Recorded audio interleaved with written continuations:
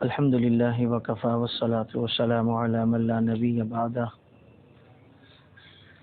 اما بعد فاعوذ باللہ من الشیطان الرجیم بسم اللہ الرحمن الرحیم وآخرون اعترفوا بذنوبہم، اور دوسرے وہ لوگ بھی ہیں جنہوں نے اعتراف کیا اپنے گناہوں کا، خلطوا عملا صالحا وآخر سیئا، جنہوں نے ملے جلے عمل کیے، نیک بھی اور دوسرے برے بھی، عسى اللہ ان یتوب علیہم، قریب ہے کہ اللہ توبہ قبول کر لے ان کی، ان اللہ غفور الرحیم،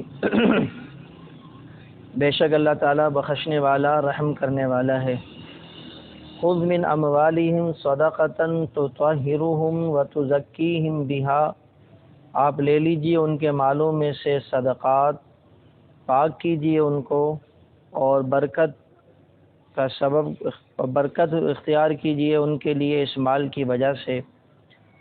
وصلی علیہم، اور دعا کیجئے ان پر، ان صلاتک سکن لہم، بے شک آپ کا دعا کرنا دلی تسکین کا سبب ہے ان کے لیے۔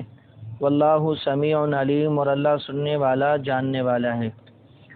الم یعلموا ان اللہ هو یقبل التوبۃ عن عبادہ، کیا وہ نہیں جانتے کہ بے شک اللہ تعالیٰ ہی تو ہے جو قبول کرتا ہے توبہ اپنے بندوں سے، وَيَأْخُذُ الصَّدَقَاتِ، اور وہی لیتا ہے صدقہ خیرات زکاتیں، وَأَنَّ اللَّهَ هُوَ التَّوَّابُ الرَّحِيمُ، اور بے شک اللہ تعالیٰ وہ تو توبہ قبول کرنے والا رحم کرنے والا ہے۔ وَقُلِ اعْمَلُوا فَسَيَرَى اللَّهُ عَمَلَكُمْ وَرَسُولُهُ وَالْمُؤْمِنُونَ، اور آپ کہہ دیجئے عمل کرتے جاؤ، پس ان قریب دیکھے گا اللہ تمہارے اعمال کو اور اس کا رسول بھی اور اہل ایمان بھی۔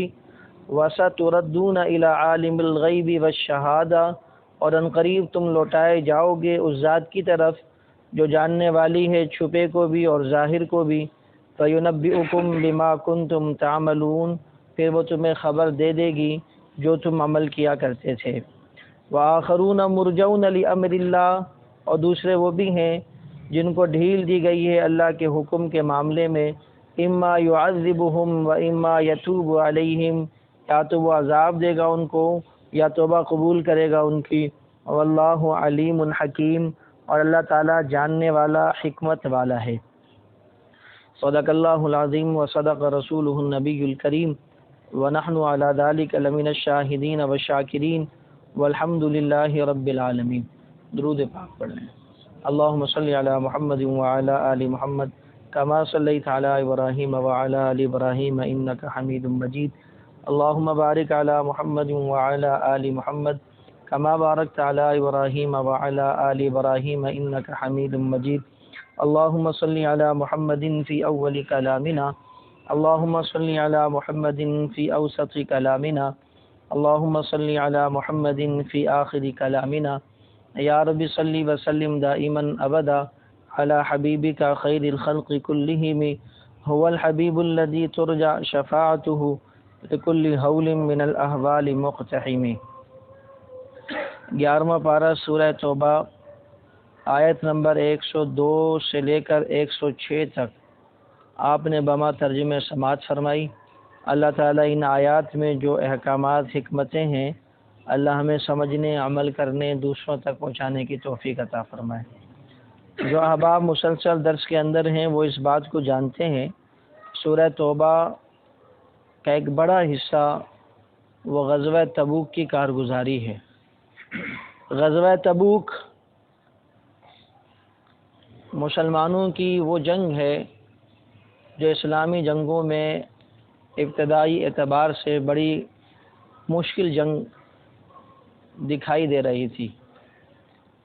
گرمیوں کا زمانہ تھا، فصلیں مدینہ کی پکی ہوئی تھیں، اہل مدینہ کا معیشت کا دار و مدار انہی فصلوں پر تھا، کھجوروں پر، اور دشمن بھی کافی دور تبوک کے میدان میں تھا، اور یہ باقاعدہ پہلا دشمن تھا جو باقاعدہ فوجی دشمن تھا۔ اس سے پہلے جتنی بھی جنگیں ہوئی تھیں اہل اسلام کی وہ تو قوموں کے ساتھ ہوئی تھی، وہ باقاعدہ کوئی فوجی نہیں تھے، جنگجو ضرور تھے لیکن باقاعدہ جیسے ایک ادارے کی ایک ملک کی فوج ہوتی ہے اس طرح کی کوئی کیفیات ان کی نہیں تھیں۔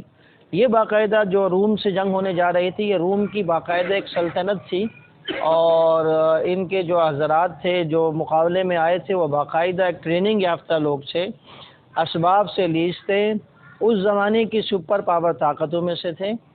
بات سمجھ آ رہی نہیں آ رہی ہے؟ تو نبی پاک صلی اللہ علیہ وسلم نے اس میں کوئی دبے الفاظ بھی استعمال نہیں فرمائے۔ مرحلہ کٹھن تھا تو نبی پاک صلی اللہ علیہ وسلم نے صراحتاً اعلان فرمایا کہ بھئی ہم نے اس جنگ کے لیے جانا ہے، تیار ہو جاؤ۔ اور یہی وہ جنگ ہے جس جنگ کے اندر صحابہ کرام نے رضوان اللہ علیہ مجمعین نے انفاق بھی سبیل اللہ کی مثالیں قائم کی تھیں۔ حضرت ابو بکر پورا سامان لے آئے تھے، حضرت عمر آدھا لے آئے تھے، حضرت عثمان نے پہلے 300 پھر 200 پھر 100 بما ساز و سامان کے اونٹ آپ صلی اللہ علیہ وسلم کو فراہم کیے۔ پھر 1000 اشرفیاں پیارے آقا علیہ الصلوۃ والسلام کی جھولی میں لا کے ڈالیں۔ آقا علیہ الصلوۃ والسلام نے خوش ہو کے فرمایا ما در عثمان ما عمل بعد هذا اليوم، آج کے بعد عثمان کا کوئی عمل اسے نقصان نہیں پہنچا سکتا۔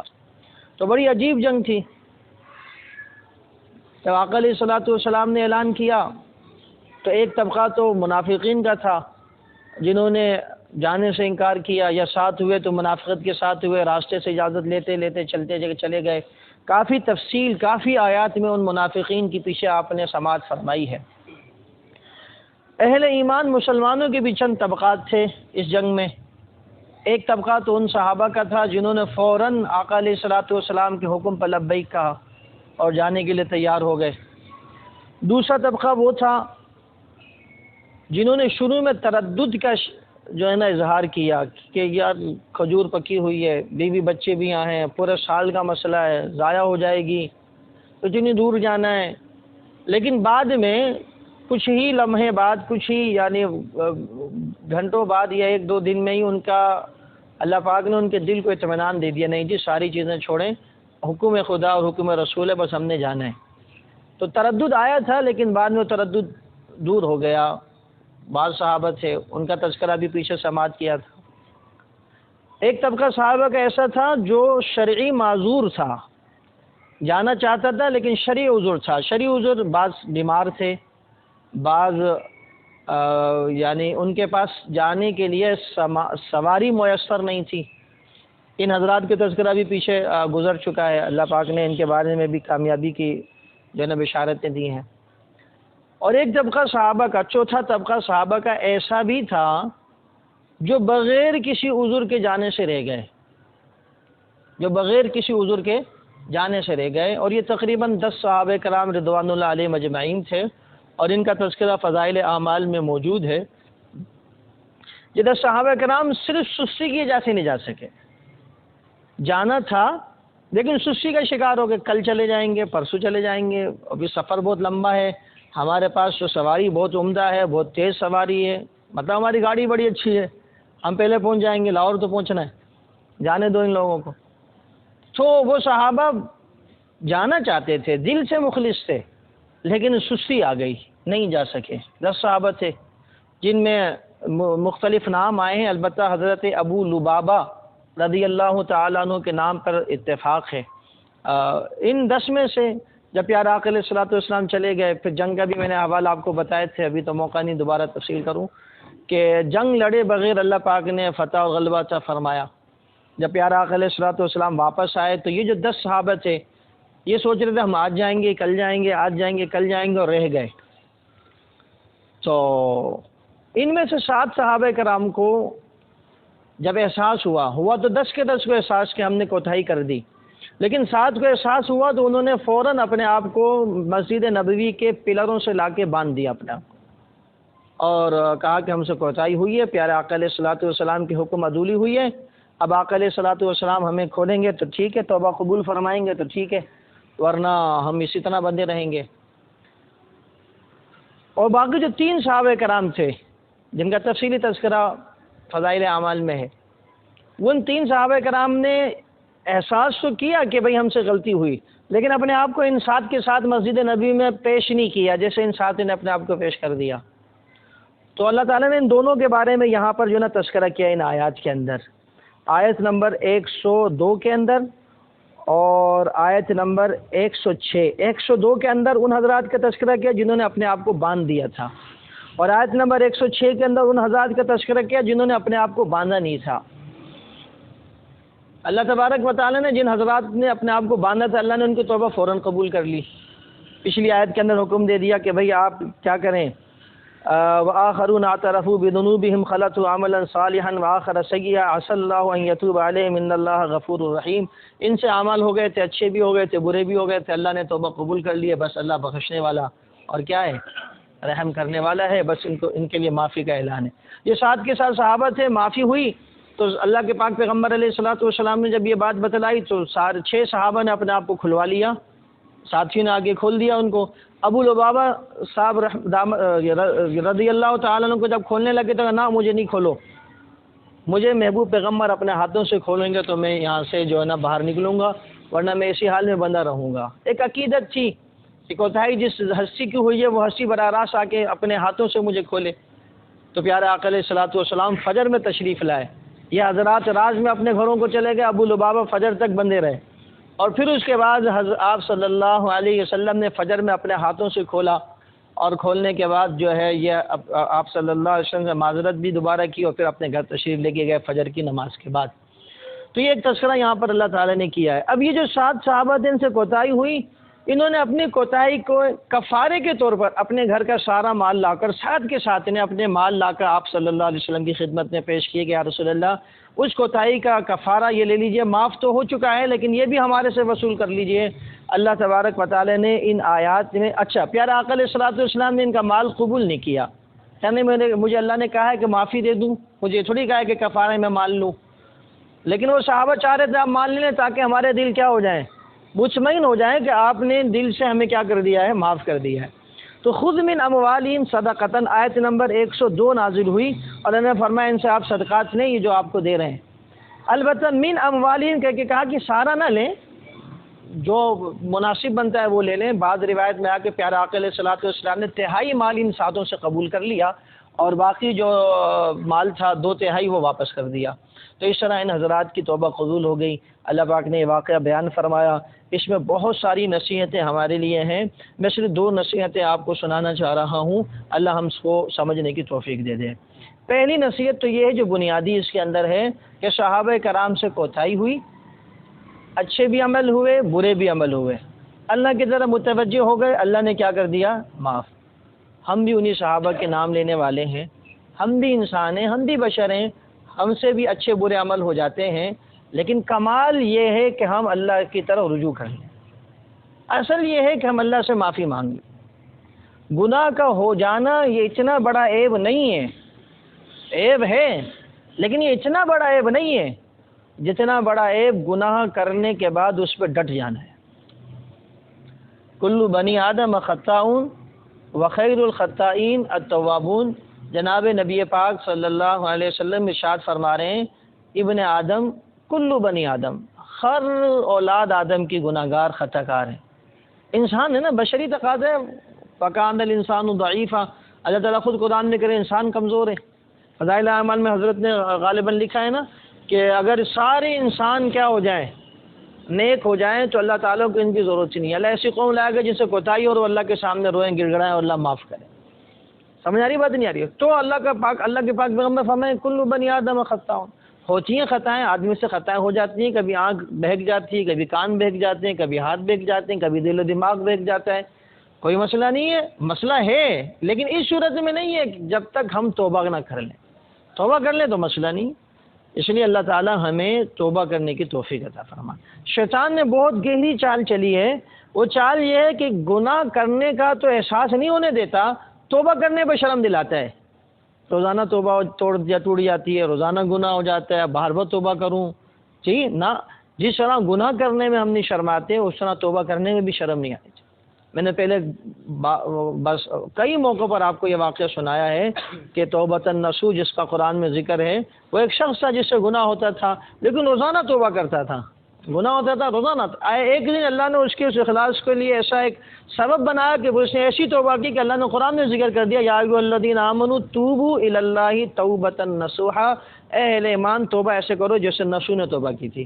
اور بعض حضرات نصوح کا معنی کہتے ہیں پکی توبہ، تو بہرحال اللہ تعالی ہمیں گناہوں سے توبہ کرنے کی توفیق عطا فرمائے۔ طوبی لمن وجد فی صحیفتہ استغفارا کثیرا، پیارے آقا علیہ الصلوۃ والسلام نے فرمایا خوشخبری ہے ان لوگوں کے لیے جو کل قیامت کے دن اپنے اعمال نامے میں استغفار کثرت سے پائیں۔ تو استغفار کثرت سے کب ملے گا ہمیں؟ جب ہم یہاں پہ کثرت سے استغفار کرتے ہوں گے۔ ہم استغفار ہی نہیں کرتے تو کثرت سے کہاں سے ملے گا؟ استغفار کی بڑی برکات بڑے فضائل۔ صحابہ کرام رضوان اللہ علیہم اجمعین ارشاد فرماتے ہیں ہم نے پیارے آقا علیہ الصلوۃ والسلام کی ایک ایک مجلس میں استغفار کو شمار کیا تو کبھی 70 اور کبھی فرمایا 100 سے اوپر تک چلے جاتے تھے، جن کے بارے میں اللہ تعالیٰ کا قرآن کہتا ہے لیغفر لک اللہ ما تقدم من ذنبک وما تأخر، جن کے بارے میں قرآن کہتا ہے کہ آپ سے گناہ تو ہونے ہی نہیں ہے، بالفرض والمحال، اگر ہو بھی جاتے کبھی تو ہم نے آپ کے گناہ ایڈوانس میں کیا کر دیے ہیں۔ جو محبوب پیغمبر امت کے گناہوں کو کل قیامت کے دن بخشوا رہے ہوں گے، وہ استغفار ایک ایک مجلس میں اتنی کثرت سے فرما رہے ہیں، اور آج یہ امت استغفار سے بالکل کیا ہو چکی ہے؟ غافل ہو چکی ہے۔ اللہ ہمیں استغفار نصیب فرمائے۔ آپ صلی اللہ تعالی علیہ وسلم نے ایک جگہ ارشاد فرمایا ان العبد لیحرم الرزق بذنب یصیبہ، کہ آدمی اپنے گناہوں کی وجہ سے رزق سے محروم کر دیا جاتا ہے۔ اب عصر کے بعد ایک نوجوان میرے پاس آیا ہوتا ہے کہ جی میں جہاں بھی اپلائی کرتا ہوں میری جو ہے نا جاب نہیں لگتی، میرے مسائل نہیں ہوتے، رکاوٹ، وہ یعنی سارا الزام دینا چاہ رہا تھا کسی نے میرے پر بندش کر رکھی ہے۔ میں نے اس کو 4-5 منٹ سمجھایا، لیکن اس کے چہرے کے تاثرات سے مجھے لگ رہا تھا اس کی بات سمجھ میں نہیں آ رہی۔ میں نے اس کو بولا کہ آپ ایک کام کر لیں، اگر آپ کو یہ باتیں سمجھ میں نہیں آ رہی ہیں تو کوئی بکرے مکرے کا انتظام کر دیں، سارا کر لیتے ہیں آپ کے لیے، اور یہ بات اس کو سمجھ میں آ جاتی ہے۔ پھر میں نے اس کو بولا اللہ کے بندو، نبی پاک صلی اللہ علیہ وسلم کا واضح ارشاد ہے ان العبد لیحرم الرزق بذنب یصیبہ، ہمارے اعمال میں جو ہمارے رزق میں بندش پیدا کرتے ہیں، کسی کو ضرورت نہیں ہمارے اوپر بندش کرنے کی۔ بات سمجھ آ رہی نہیں؟ سب سے بڑی بندش ہمارا اپنا عمل ہے، اپنے عمل میں سدھار لے کر آئیں۔ صحابہ کرام رضوان اللہ علیہم اجمعین نبی پاک صلی اللہ علیہ وسلم کے پاس آئے، کشم پرسی حالات آپ کے سامنے، کیسے اللہ نے آزمائش میں ڈالا تو صحابہ کرام کو۔ پیارے آقا علیہ الصلوۃ والسلام نے کبھی کسی صحابی کو کوئی کاغذ لکھ کے نہیں دیا کہ یہ گلے میں ڈال لو یا گھر میں لگا لو۔ میں انکار نہیں کر رہا کہ جواز ہے اس کا، لیکن نبی پاک صلی اللہ علیہ وسلم صحابہ کو رزق کے لیے کبھی کوئی تعویذ نہیں عطا فرمایا، کبھی کوئی دھاگا نہیں عطا فرمایا، کبھی کوئی گنڈا نہیں عطا فرمایا، سمجھ بات، کبھی کوئی آیت یا نقش نہیں دیا کہ گھر میں جا کے لگا لو۔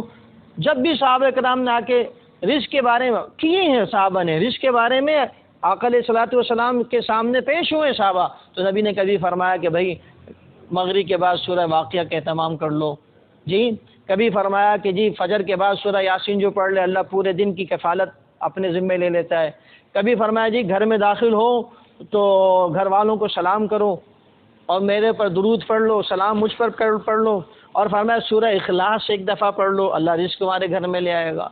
تو نبی پاک صلی اللہ علیہ وسلم نے اعمال کی طرف متوجہ کیا۔ تو اصل ہے یہ کہ ہمارے اعمال کا بگاڑ ہماری کس میں سبب بنتا ہے؟ ہماری روزی میں سبب بنتا ہے، اور یا تو کمائی نہیں، یا کمائی ہے تو ایسی ضائع ہو جاتی ہے پتہ ہی نہیں چلتا۔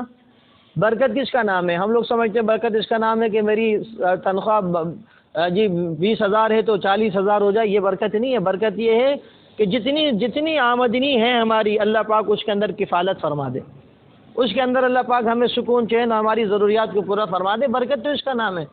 تو یہ کیسے ملے گی؟ جب ہمارے اعمال درست ہوں گے۔ تو پہلا تو ہمیں یہاں درس ملا، جناب حضرت حسن بصری رحمۃ اللہ علیہ بڑے اللہ والے گزرے، ان کے پاس مختلف اوقات میں لوگ آئے، ایک شخص آیا، اس نے کہا کہ حضرت بہت گناہ گار ہوں، تو حضرت نے فرمایا استغفار پڑھو، چاہو بھول جاؤ۔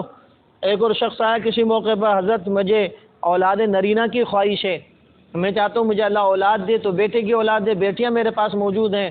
حضرت حسن بصری رحمۃ اللہ علیہ نے فرمایا جاؤ جا کے استغفار کرو۔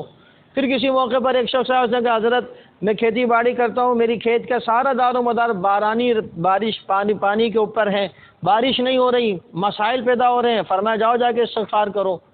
سمجھ رہی بات نہیں آ رہی ہے؟ یعنی جو آیا بولے استغفار کرو۔ کسی طالب نے کہا حضرت جو آپ کے پاس آتے ایک ہی پھکی دیتے ہیں سب کو، ہیں ایک ہی جو ہے نا سرکاری ڈوز چل رہی ہے بس پہلے سے تیار۔ تو حضرت نے فرمایا کہ میں کیوں نہ دوں؟ اللہ تعالیٰ نے حضرت نوح علیہ الصلوۃ والسلام کا واقعہ ذکر فرمایا، سورہ نوح 29 پارے میں، تو فرمایا فَقُلْتُ اسْتَغْفِرُوا رَبَّكُمْ إِنَّهُ كَانَ غَفَّارًا، استغفار کرو وہ گناہ معاف فرمائے گا۔ وَيُمْدِدْكُمْ بِأَمْوَال، ایک مال کا مطالبہ لے کر آیا تو فرمایا اللہ مال میں اضافہ فرمائے گا، وَبَنِينَ، اللہ بیٹوں کی اولاد عطا فرمائے گا، وَيَجْعَلْ لَكُمْ جَنَّاتٍ وَيَجْعَلْ لَكُمْ أَنْهَارًا، اللہ تمہارے لیے باغ اور نہریں جاری فرما دے گا۔ تو میرے دوستو ساری چیزوں کا حل وہ استغفار، اور استغفار کیا ہے؟ ایک تو استغفار ہماری ہوتی ہے نا، وہ جماعت کہیں جا رہی تھی اور امیر صاحب نے کہا کہ جی دیکھو ہم جا رہے ہیں راستے کے اندر ہیں، اور دیکھو جی کسی کو دیکھنا نہیں ہے، اور نگاہوں کو کہاں رکھنا ہے؟ نیچے رکھنا ہے، اگر نگاہ پڑ جائے تو استغفار پڑھ لینا جی۔ اب وہ جا رہے ہیں راستے میں، کسی نے کہا استغفر اللہ، سب کے نہیں یہاں تو کوئی بھی نہیں ہے، ہاں کسی نے کہا استغفر اللہ، یہاں تو کوئی بھی نہیں ہے، کس چیز کا استغفار کرو؟ میں سب جھانکنے لگ گئے کوئی ہے تو نہیں۔ تو ایسا نہیں ہے، بعض لوگ کیا کرتے ہیں گناہ دیکھ رہے ہوتے ہیں، او توبہ توبہ توبہ، تو دیکھو کیا ہو رہا ہے لوگوں کو، توبہ اللہ توبہ اللہ۔ اور بھائی یہ سب استغفار نہیں ہے، استغفار نام ہے اپنے گناہوں پر نادم ہونا، اللہ تعالیٰ سے معافی مانگنا، آئندہ نہ کرنے کا عزم کرنا۔ کیا ہے استغفار؟ اپنے گناہوں پر نادم ہونا کہ ہم سے غلطی ہوئی ہے، اللہ سے معافی مانگنا مولا معاف فرما دے، اور تیسرا آئندہ نہ کرنے کا پکا کیا کرنا؟ عزم کرنا۔ اور اگر کوئی گناہ ایسا تھا جو حقوق العباد میں سے وہ ادا کیا جا سکتا ہے تو چوتھی شرط یہ کہ اس حقوق العباد کو کیا کریں؟ ادا کریں۔ بعض حضرات یہ فرماتے ہیں پانچویں شرط بھی ہے، وہ پانچویں شرط کیا ہے کہ بھئی ہجرت کر جاؤ، جس علاقے میں وہ چھوڑ کے کہیں اور چلے جاؤ۔ تو یہ شرط اکابرین نے تو نہیں لکھی، لیکن بعض حضرات کہتے ہیں۔ تو ہمارے علماء، ہمارے اساتذہ یہ فرماتے ہیں، جیسے بہرحال نام نہیں دے رہا، ہمارے اساتذہ فرماتے ہیں کہ بھئی اگر کسی ماحول میں آپ سے گناہ نہیں چھوٹ رہے تو افضل اور مستحب یہی ہے کہ آپ اس ماحول کو کیا کر دیں؟ چھوڑ دیں، لیکن توبہ قبول ہونے کے لیے یہ شرط نہیں ہے۔ بات سمجھ رہی نا؟ لیکن اس ماحول کو چھوڑ دیں تاکہ اللہ تعالیٰ کیا فرما دے؟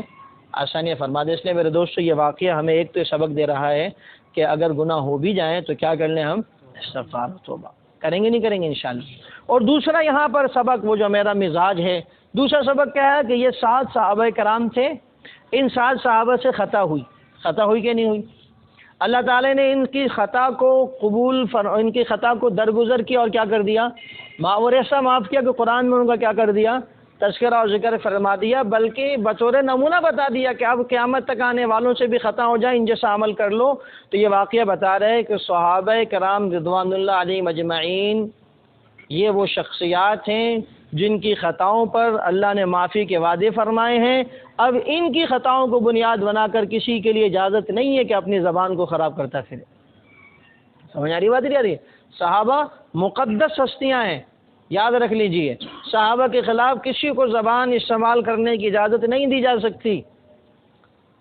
میں نے بارہا اس مضمون کو بیان کیا تفصیل کے ساتھ۔ صحابہ قرآنی شخصیات ہیں۔ صحابہ کون سی شخصیات ہیں؟ قرآنی شخصیات ہیں، اور قرآنی شخصیات کو تاریخی باتوں کو بنیاد بنا کر زد و کوب نہیں کیا جا سکتا، مورد الزام نہیں ٹھہرایا جا سکتا۔ میں نے گزشتہ درسوں میں یہ بات تفصیل سے بتلائی تھی آپ کو۔ اس بات کو یاد رکھیں، تورات، زبور، انجیل پر ایمان لانا ضروری ہے، لیکن تحریف شدہ تورات، زبور، انجیل پر ایمان نہیں لایا جائے گا۔ جو تورات، زبور، انجیل قرآن و سنت کے خلاف ہمیں نظر آئے جیسے موجودہ ہیں، اس پر ایمان نہیں لایا جا سکتا۔ اسرائیلی روایات جو انبیاء کی باتیں ہیں وہ ہمارے زمانے میں موجود ہیں، لیکن جو قرآن و سنت کے مطابق ہوں وہ اسرائیلی باتیں لی جائیں گی، جو باتیں قرآن و سنت کے مطابق نہ ہو وہ نہیں لی جائیں گی۔ تو بالکل اسی طریقے سے صحابہ وہ شخصیات ہیں، ان کے بارے میں کوئی تاریخی روایت، کوئی تاریخی واقعہ، کوئی بھی کسی بھی قسم کی باتیں اگر قرآن و سنت کے مطابق ہوں گی سر آنکھوں پر، اگر قرآن و سنت کے مطابق نہیں ہے تو ہم اس کو استعمال نہیں کر سکتے۔ سمجھ آ رہی بات نہیں آ رہی ہے؟ بعض لوگ ان کے دل میں جو ہے نا خباثت بیٹھی ہوئی ہے، ان کا اور کوئی کام نہیں ہے، ان کا کام صرف یہ صحابہ سے بدزن کرنا، کیونکہ تھے تو پیلمبر، کام تو تھا کہ لوگوں کے کیا ہے وہ ٹوٹیاں صحیح کریں، پائپ صحیح کریں، اس کے اندر تو نکمے ناکارہ تھے، تو وہاں سے تو دھتکار دیے گئے۔ تو اب ان کو کچھ نہیں ملا تو اپنے آپ کو جناب علی مولوی بنا کر اردو والے ترجمے سامنے رکھ کر، نہیں سمجھ آ رہی بات، کبھی ترجمہ غلط کرے، کبھی عبارتیں غلط پڑھے، اور پیلمبر ہے اور آ کے جو لوگوں کو کیا دے رہا ہے؟ دین کی رہنمائی کر رہا ہے، اور کہہ رہا ہے کہ جناب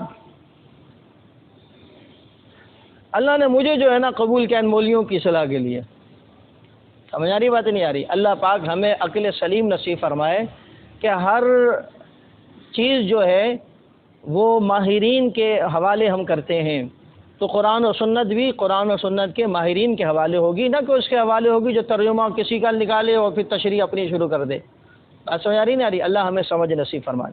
میں نے بارہ کہا کہ آپ حضرات عقیدت رکھتے ہیں، کبھی آپ نے ایسا نہیں کیا کہ امام صاحب یہ ایک معتبر ڈاکٹر سے ہم نے لکھوایا تھا اور ایک معتبر اسٹور سے میڈیکل سے یہ انجیکشن لے کر آئے، میرے بچے کے آپ لگا دیجئے ذرا، ہیں معتبر ڈاکٹر کا لکھا ہوا ہے، معتبر اسٹور سے لے کر آپ لگا دیجئے، کبھی بھی نہیں لگائیں گے۔ امام صاحب بھی کہنے کہ لاؤ میں لگا دیتا ہوں، جی اولا مولوی صاحب آپ کا کام ہے قرآن و سنت بیان کرنا، آپ کیا انجیکشن لگائیں گے؟ جائیں میں یہاں مولوی صاحب کیا ہو گیا، آپ کی طبیعت صحیح ہے؟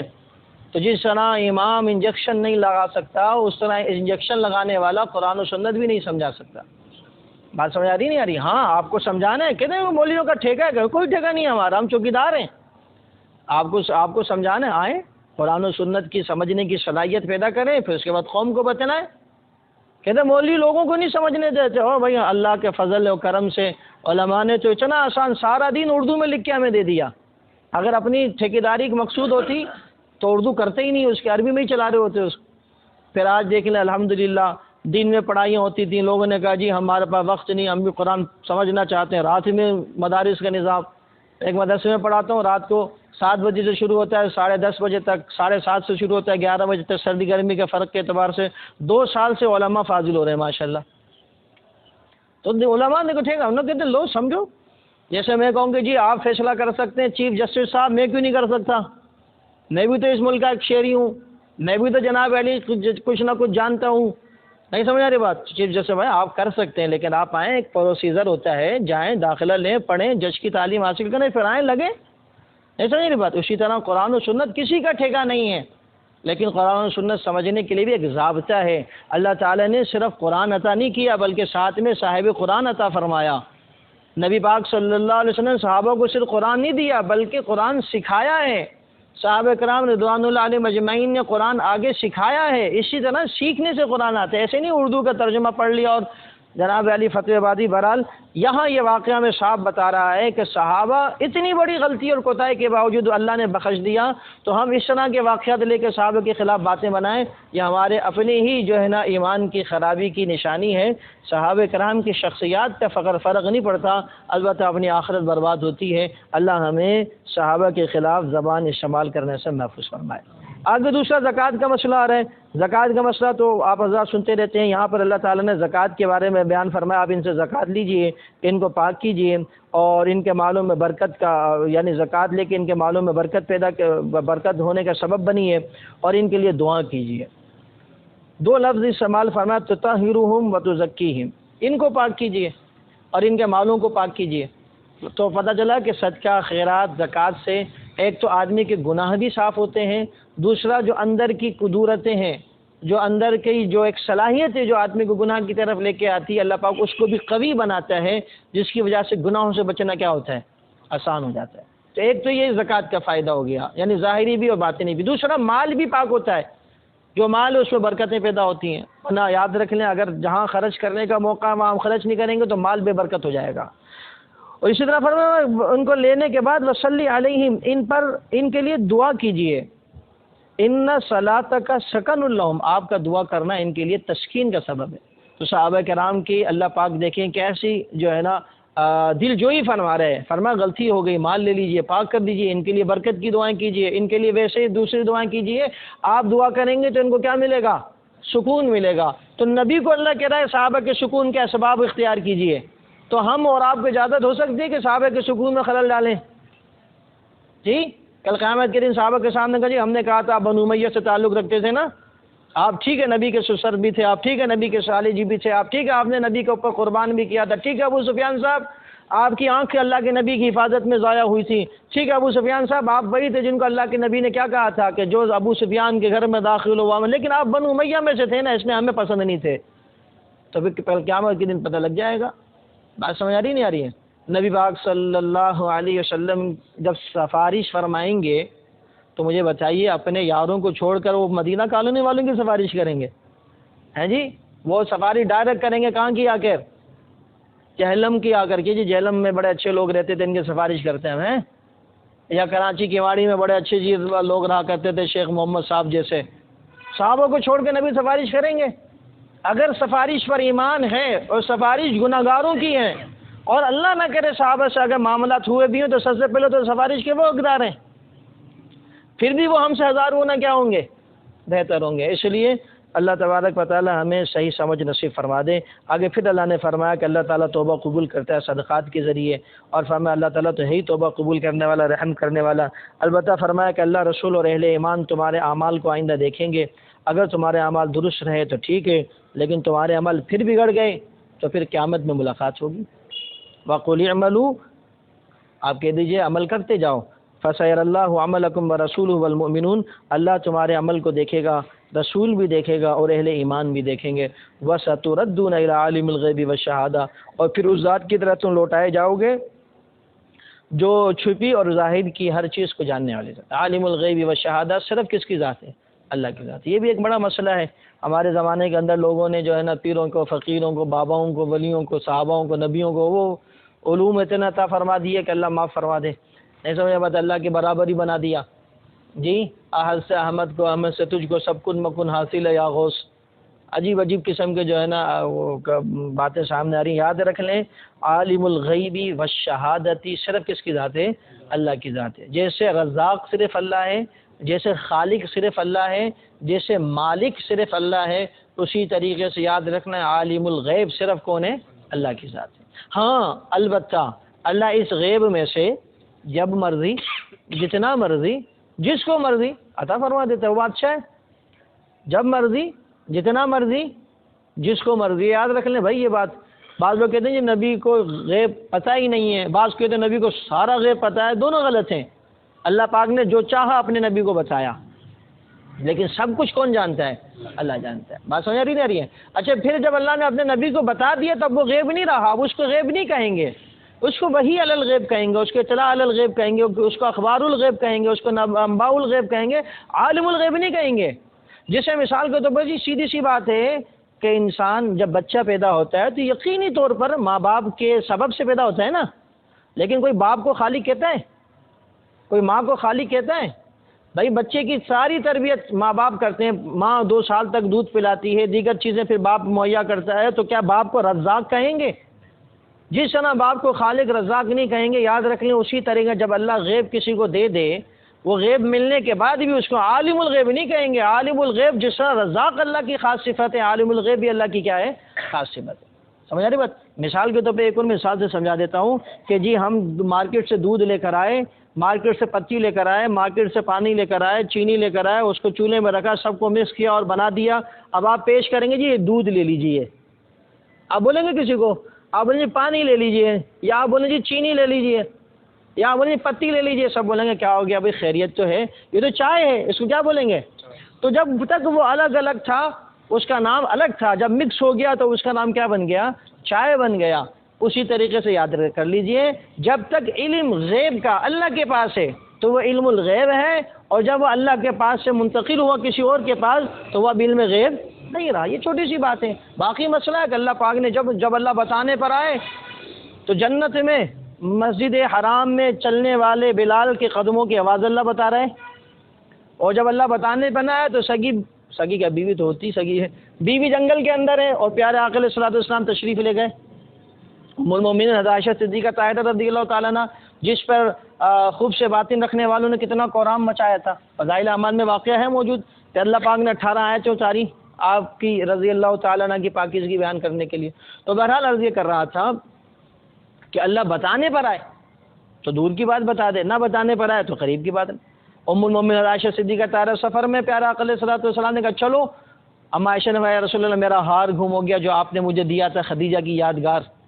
حضرت اماں خدیجہ کے پاس ہاتھی کے دانتوں کا ایک ہار تھا، پیارا آقا علیہ الصلوۃ والسلام خدیجہ اماں سے بڑی محبت کرتے تھے تو وہ یادگار ہار اپنے پاس رکھا تھا، اماں عائشہ کو دے دیا، وہ ہار گم ہو گیا۔ فالتمس النبی واصحابہ معہ، مسلم شریف کے الفاظ ہیں غالباً کہ اللہ کے نبی اور صحابہ سب مل کے ہار تلاش کر رہے ہیں، اللہ نہیں بتا رہا۔